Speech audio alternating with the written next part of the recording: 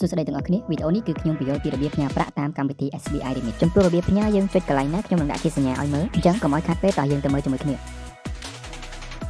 ចំណុចនេះជ្រើសរើសឈ្មោះមីណាដែលយើងចង់ផ្ញើទៅកាន់គាត់ចំណុចនេះបើមានពេលក៏អានបើអត់ពេលក៏ចុចបិទមក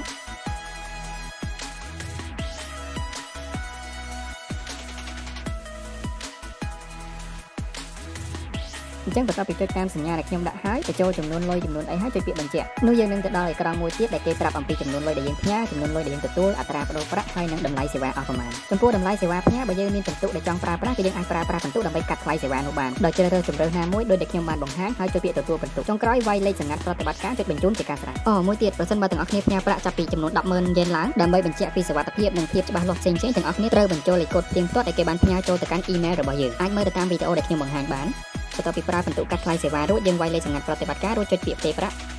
ដោយដែលបានប្រាប់មុននេះប្រសិនបើយើងផ្ញើលើសពី 10,000 គឺយើងត្រូវបញ្ចូលលេខសម្ងាត់ផ្ទៀងផ្ទាត់ម្ដងទៀតអញ្ចឹងគឺខ្ញុំបើកអ៊ីមែលដើម្បីយកលេខសម្ងាត់ផ្ទៀងផ្ទាត់មកបំពេញហើយក្នុងការយកលេខសម្ងាត់នោះមកបំពេញទាំងអស់គ្នាត្រូវចាំថាយកលេខក្រោយគេប្រអស់អញ្ចឹងលេខចុងក្រោយរបស់ខ្ញុំ